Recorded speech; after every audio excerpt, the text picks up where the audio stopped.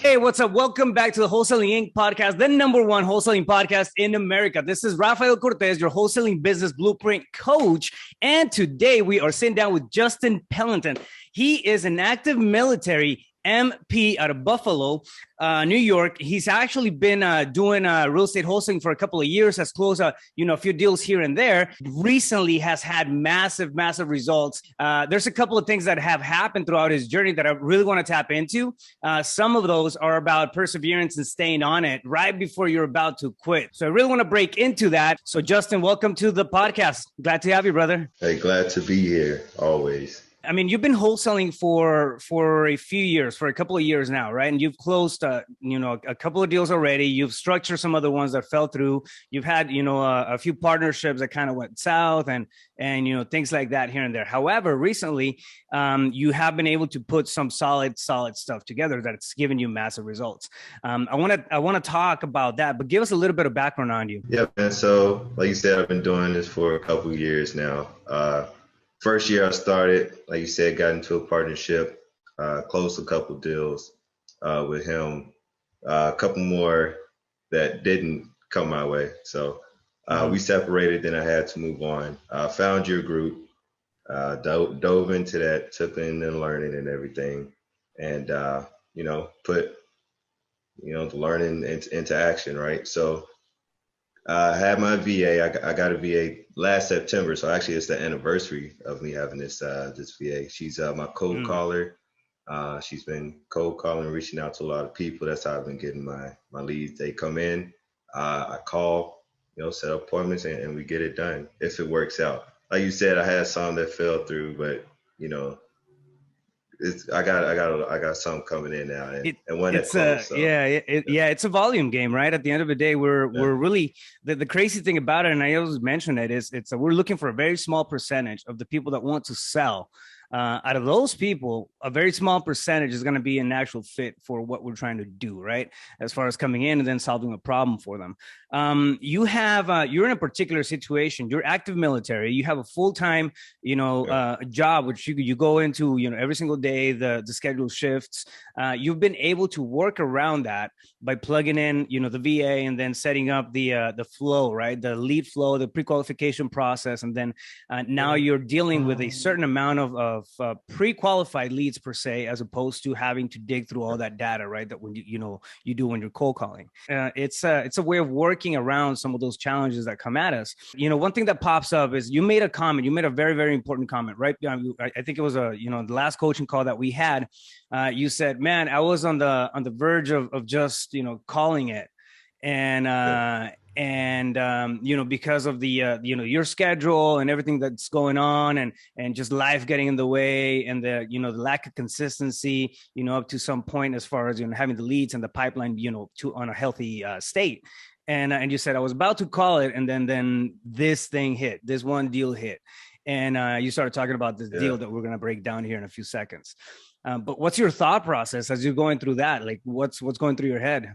So yeah, man. So you said full-time military. So what I do, I work 12-hour shifts, right? And that is exhausting, right? 6 p.m. to 6 a.m., right? My VA cold calls 12 to 8 p.m. So while she's cold calling, I'm at work, and when she brings in the leads, I try and call them at work. But when you work in 12-hour shifts in the military, man, you sometimes you don't really have enough time to really be focusing on it. And right. It was real rough at first because it just hit a point where nothing, like guys would want $2 million for a $50,000 house, and you go through so many, you're like, man, I'm really not, nothing's really coming my way. So 1 month passes, nothing. 2 months passes, nothing. 3 months passes, nothing. I'm like, oh my gosh, So yeah, I almost called it quits. Luckily, I have got a couple where I reached out to them and set up and it looked like something would work. So I was focusing on those two, and almost I was like, if this doesn't work out, I just don't know, man. This may not be for me, like, because I've gotten a couple under contract where I had to terminate the contract because it was too high. Nobody was getting it. So I was like, look, man, if this doesn't work, this may just be a sign that it's not for me. So, The and uh, the then, the crazy thing about it, and I see it time and time again, right? It's one of the biggest reasons why people stop right in the middle of the pursuit is because there's no consistency, there's no systematic approach to it. So when we walk around throwing spaghetti on the wall, and it's hard to stay constant on something like that, right? Especially if you have some type of overhead going out the window, like the payroll of VA, and you're putting money, time and effort into something, but it's not a systematic approach. It can be daunting, right? Because you don't know how long it's going to take for your results to come in until you actually start tracking. Okay, what are the KPIs? What are the calls? The amount of calls that we're doing here? What's the conversion rate? How many of those leads are actually getting turned into prospects? How many of those prospects are actually getting offers? Right. So now you have this pipeline, this way of putting the whole business model together, and in a step 1, step 2, step 3 type of fashion. But one thing that I see happening is often when people quit, because there's no infrastructure, there's no set foundation on something where they can actually build that help for consistency. And I think, you've done that well. You actually went AWOL there for a little bit during the coaching calls and everything. Then you came back as like, I was working so hard in this, and really trying to make things happen. And you were going through the middle of this one deal that just closed. It's a challenging thing, right? To have a full-time job, especially if you're active military. And thank you for your service, by the way. It's not easy, right? Dealing with life, dealing with friendships and family, and still have the audacity to come in and then do something else like this. It's gonna build up your dreams. And especially when the faith starts to drop, and our mindset starts to be doubtful, and we get into that space where, like, what, this may not be for me. And then boom, you get hit with some hope. It really, it just lit you up again, because I know we during our conversations, is like, I can definitely see it, like, oh, holy cow, like, it's a real thing, and now it's paying off, right? Sometimes we'll do work for weeks, right? And then we'll prospect, we'll follow up, we'll do this and that. And what's happening is that there's a stacking effect. It may feel like there's not a lot of results going on, but everything is stacking, and it just pops. The deal comes where, okay, cool, this is a game changer. And not just because of the monetary benefits and the spread that you're going to make out of it, but because of the mindset shift that happens. So tell me about this deal. How'd you come across it? How'd you generate the lead? What type of list was it? And it's in Buffalo, right? It happened in Buffalo, New York. Yep. Yeah, I'm in Buffalo, New York. So I came across it. I think I just used a absentee high equity list. Okay. Actually, I'm thinking. And I had my VA cold call it. So she ran through it, and it was just another one of the, hey, here's a guy, he's looking to sell. And I was like, oh, okay, what's he looking to sell for? And she said 50, 55. And I was like, oh, that's like the most reasonable price I've heard in a very long time. So jumped on that. I looked at her notes, it said duplex, both occupied. And I'm like, oh, for a duplex? Okay, okay. So let's check it out, because it may just be complete garbage, Yeah. because I've dealt with people trying to sell a pile of trash for $50,000. So let's go check it out, right? So I called him, and he said, yeah, my dad used to own it, because I actually called this guy's dad last year, I think, and his dad passed away. Oh, because wow. he popped up in the notes. Yeah, he popped up in one of my past notes. He wasn't trying to sell then, so I guess he popped up again in this list. And so talked to the son. Say, yeah, my dad passed away, and I don't know what I'm doing with this. It went to his mother. His mother has no idea what to do with a rental property. So I said, okay, well, I can gladly take it off your hands. I can help you out with getting, with possibly selling it. And he said, yeah, come on down, check it out. And I was like, okay, cool. So I didn't want this opportunity to go out the window. So I instantly hit up one of the areas, like, top real estate agents / wholesaling people to help me out with this because I did not want it to fall through, right? Her name was Delisa Robinson, and she helped me out with a couple of stuff. So we both went there, and check it out. It's in good condition. It's not falling apart. Like everything else around it is falling apart, but this place is pretty okay. So I was like, okay, cool. Talk to the guy. I said, hey, nice to meet you. Found the gem. Yeah, pretty much, right? So we walk through it. He tells meet the downstairs tenant, but we don't see the upstairs because the guy upstairs isn't paying any rent. So that's another what do you call it? Pressure point, right? That's making him want to sell, right? Yep. So seller point, and then it had a vacant unit in the back that was garbage, right? So he didn't want to deal with that. So I talked to him. I say, hey, with the tenant not, paying rent upstairs, we weren't able to see it. Downstairs looked fine, and you got that one in the back that we're going to have to repair. I'm looking at around 40,000. He's like, oh, well, can you do 45? I was like, yes, I could have did 50, 55. So, don't show this to the So guy. A couple of things that are happening right there. You're dropping a lower anchor than the price point that you want to offer, right? I mean, yeah. Because we always know that there's always pushback. There's always push. It doesn't matter what, where you start off, like the first number is never the number. It's if you want to end up somewhere in the mid 40s, 50s or 55, even at the price point that they had asked for originally, you always go a little lower just because there's going to be some type of pushback. Yeah. Love it. Right. Exactly.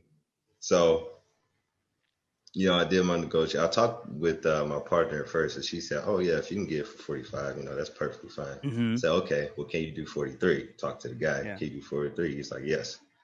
43 sounds perfect. It's like, all right, cool. Yeah. So, but see, here's the kicker. Now, here's where it became an uphill battle, right? He didn't want to sign right then and there because it was in his mom's name, right? His mom had to sign it. So it took weeks just to get her to sign the agreement. We had to mail it to her attorney, then her attorney had to mail it to her, then she had to mail it back. Then it had to be a whole mailing of just paperwork that just took weeks and weeks and weeks, right? So that's why I've been MIA, because I'm like, no, I'm not finna let this fall through, because when I talked to my partner, she was like, I can sell this for 90. Yeah. Wow. ARV of $90,000. Yeah. What was the ARV on it? I'm gonna be honest with you. It was nowhere near that. Really? For that area, I don't know how she did it, but I guess she just took like the inflation of everything that's going on right now. If it was just me selling it, I would have sold it for 65. 65, maybe 70. Wow. How she got 90 out of it, no idea. See, that's the thing. That's a thing about leveling up, right? When you partner up with somebody who has the resources that perhaps we don't have at the time, it's not about having the resources, it's about being resourceful. So you taking the step forward right out of the gate and then bringing her into the deal. I mean, you were going to sell her in the 60s. She sold it for 90, man. Like, that's a huge bump in revenue. All right. Yeah, it's being split by the two of you, but now you have a professional that's working with you, in the area that, you're tapping into their network. Right now, this agent, is she an agent? Yeah. She does it all, man. Okay. I mean, now she's super happy. If you bring something else, trust me, like she's going to be more than willing to work with you. So let me backtrack here, and I want to go back into the details, right? But you said she sold it for $90,000. Yep. We got it sold for 90,000. For $90,000, and you locked it up at $43,000. Wow, that's a $47,000 profit, right? And then you kept half of that. Oh yeah. Ring the bell. Bam. Man, that's insane. That's crazy. So tell me the rest of it. Tell me the rest of it. What happened afterwards? Yeah, so after that long uphill battle of getting everything signed, getting all the paperwork in, then came the buyer. So the buyer was the guy who paid us. It was an uphill battle with him. Yeah. I had to show him the property at least 4 times, right? And each time he brought like 7 different guys. Now I had to talk to the seller and be like, hey, my contractor guys coming to check it out. Well, it's kind of odd that your contractor guys bring an entire crew with Yeah. them to check out the property, right? So I had to gift of gab that to get at least 2 guys in to check it out each time. And on the day right before closing, he wanted to see it again. Mm-hmm. So now in my head, I'm like, oh my gosh, please don't. Like, if this doesn't work out, that's it. I'm done. I'm cutting my losses, right? Because this just isn't for me then if it doesn't work out. So I show it to him, and I talked to my partner. I said, hey, I showed the guy again the property. Is he going to close on it? What's going on? What's going on, man? She says, yeah, let me call you back, right? So she calls me back, and I'm at the mall right now because I just want to get my mind off of it. Just taking my girl to the mall, and she calls me. She's like, hey, do you want your assignment fee in cash? I was like, yeah, I guess. Isn't it going to be like a check? Like he writes a check down at closing? Yeah. And no, do you like cash? Like he can give us the cash tonight. I was like, what do you mean, like under a bridge behind the alley somewhere? Like is it that kind of a deal? Like, yeah. Yeah, I was like, what do you mean cash? He said he's got $47,000 in bills that he can give to me tonight, and then I'll come to you and we'll split it up. And I said, okay. Wow. I'm not going to say no to that, right? So in my head, I'm thinking, is this really finna happen? It's probably not finna happen, and we're just gonna go to closing, right? Yeah. So I get home, around 7 o'clock comes, she calls me, hey, I'm outside. Okay, I go outside, get in the car, real like a shady little deal, and she pulls out the bag, bam, a grocery bag. Wait. You said a bag, like literally a bag of money? Grocery bag. A grocery bag full of money. With from the buyer. $47,000. With $47,000 that to split between the two of you. $47,000 cash. Yep. Man, that's insane. That is crazy. Yeah. 47K cash. By any chance? By any chance? Cash. Yeah. Do you have that with you? Oh yeah. Yeah, I got it, man. You want to see it? Bring it up. Bring it up. Yeah. It's real, man. And so this is 20. That's this is insane. 10. This is 20. And then this is, yeah, man. You know what? That's the first, man. Got it in the bag. Wow. See, that's the power of not, the power of consistency, the power of staying on it and being resourceful. You have a limited time on your hands. All right. So you bring in a VA somewhere that, somehow you can work around that obstacle. Right. And then you go through all this time of prospecting, talking leads on your off times. You also mentioned a few times that you were even, calling people like during your breaks. If you had 5 minutes while at work, you jump on a phone call. And I mean, that's a tenacity that's needed to have, this type of result. So I'm telling you though, like it's something different, right? To get paid in cash for a closing. You had an assignment, you did the assignment, did everything, and eventually ended up getting cash instead of a cashier's check. I mean, that's I always push for, when it's a check or something like that, to go get it, collect it, and then hold it in your hands. But if you can hold in your hands a bag of money, it's gonna go a lot further in that belief. So congratulations, brother, on that. That's amazing. That's crazy. It was a crazy feeling. It didn't really hit until, I came in the house and dumped all the money on the bed and was like, okay, this is it. What is happening? Now after that, I mean, the question of, what do I do with the cash, right? It's a very valid question. What do I do with this? You get hit with, with a lump sum of money. And we're used to, I mean, for the most part, we're used to getting, biweekly checks and that sort of thing, right? When we're working. All right. Yeah. But when we get hit, like it's almost, the pressure builds up. Okay, what do I do? I want to, apply this, the smart way and not just squander it. So a lot of people put the whole thing back into marketing. A lot of people just, take it and then drop it under the pillow and whatnot. I read, I've been reading a book. It's called Profit First. And because of the question that you asked me, and I know we kind of talked about it a little bit, it's a good strategy book on financials and how to structure like the cash flow of your business. So profit first, meaning that you pay yourself, and then you put the rest of the stuff that comes into it, into the actual business. You allocate some for taxes. That way you don't get big surprises at the end of the year. But it's a good book that I can recommend people to take a look at. The book is Profit First, and it's written by Michael Lowix. But yeah, it's a good book. It's a really good strategy. And I don't know if I pronounced that last name right. So if I didn't, I apologize. Yeah, take a look at strategies, right? Whenever you get, a good lump sum of cash in your bank account or in a grocery bag, it's just, exactly. Use that to build the stepping stones for the future, right? That's one of the biggest things. That's how we actually build a business, and we don't have to, reset and start all over again after we go out there and then spend the cash. So that's amazing, man. It's insane. Yeah. It's a very interesting story. How long did it take for the deal to actually close? So it felt like years, if I'm being honest. But yeah, especially if you have all that direct mail going on. Yeah, so back and forth. Yeah. I would say like from actually talking with the lead to closing, maybe like 2.5 months. 2.5 months. Okay. Yeah, but from getting this signed, it only took a month. So it took like a half a month just to get them to sign the agreement. Yeah. Right.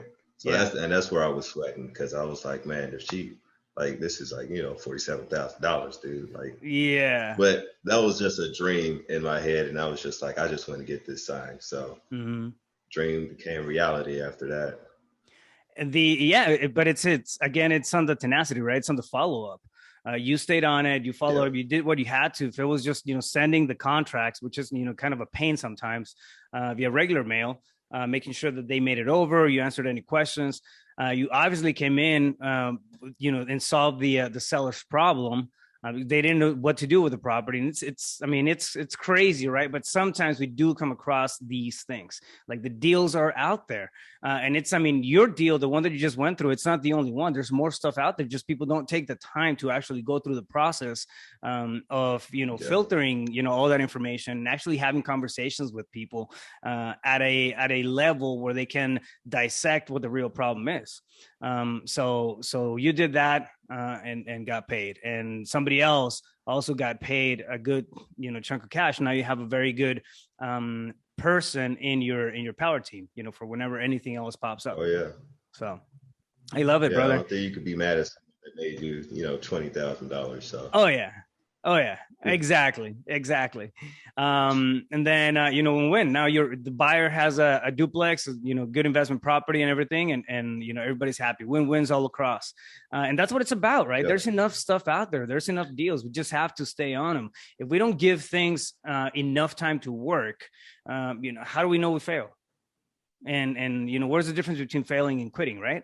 It's if you stay on top of something, you give it enough time to work, and you have an actual process, you have a progression as to how to do things. Things are going to be a lot more predictable, and then the doubt that creeps in whenever you're in the middle of something that's difficult. If you have a pathway to follow, there's always a degree of support there for you. So that's going to help out, get you through the darker times, right? Because what's coming. Okay, these are the next steps. These are like the numbers that we're following. These are the KPIs. These are the stats. This is what, the average, VA and does in terms of leads and whatnot. Man. So yeah. Another thing I wanted to ask you, how many leads is your VA calling a day? Man, she can get through an entire list, honestly, in a day, but she's calling. Now, this I don't know if it's great compared to yours, but 400 or 500 leads a day. Okay. And that's no, it's a good number. Like full-fledged conversations, maybe like 10. Okay. And then actual, like, yeah, I'm interested. Warm lead, hot leads, maybe like depending on one or two. Okay. See, and that's the thing. Your time is limited, right? Whenever we have you're going through the actual process of breaking down the interest, your VA takes all the time in the world to call those people. So now you don't have to worry about it. Instead of reaching out to 500 people, you only have to reach out to the 10 that are interested. So that's how you're maximizing your return on time. Yeah. And making that investment. A lot of sometimes we think of VAs and having an expense, and it's pressure. It makes me nervous to have somebody else on my payroll. But how much is your time worth, right? It may not be the ideal thing where you're starting out, but if you have a way of doing it, if you have a job that's paying you on a biweekly, and you have some discretionary income there that you can apply as an investment for your time, it's gonna help you, and it's gonna give you that big push that we need to have sometimes to get through the rubble of the data, right, to get to the actual leads. Bringing in a VA after the process, after you're done the cold calling by yourself, and you understand what it takes. After you've done that stuff and you're somewhat proficient at it, you can come in and plug somebody else in to take that time off of your plate, right? And then they handle those responsibilities and send you over the leads. Yeah, I 100% recommend it because like I said, like if you have no time, like if you're struggling to cold call, like obviously do some cold calling yourself, because that's all I did when I was before then, and I got it like down pat. So hire someone, man. It's going to be costly. Make sure that you can, one, afford it, because this is a person, that is relying on you to pay them, right, to feed their family. Like, I'm really close. Her name is Jess. I know everything about her family. I know she's opening a restaurant. I know she's in school. I know her son is in school. I know she's taking care of her mom. Like, these are real people, right? Yeah. You got to make your in-house partner right there. Yeah. And I tell her that all the time, like, good job, couldn't do it without you, you're the MVP. So yeah, make sure that you can, one, afford them. Two, you're actually taking care of them and teaching them and telling them what to do. And it's 100% worth it, man. If someone was to ask me, should I get one? Yes. It's going to be iffy at first, because, you don't know what you're doing, but it pays dividends in the end. Yeah, no, I completely 100%. I completely agree. All right, Justin, that's amazing, man. It's great to see, everything that you're going through, the way that you're overcoming the obstacles that come at you, especially having, again, the big responsibility of being an active military in the Air Force, and still, managing to create, this other line of wealth that's going to set you apart from the day-to-day at some point. So that's amazing. Big congratulations. I don't know if there's a lot of people out there that get bags of cash on a regular basis, but it's something that can definitely go in your done and checked list.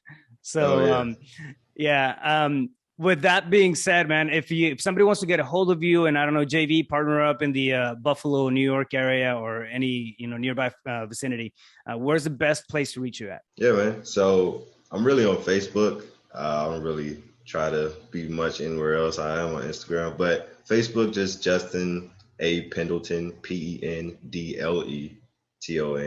You'll see me. I'm the cute guy, sitting down on the grass. So that's how you know it's me.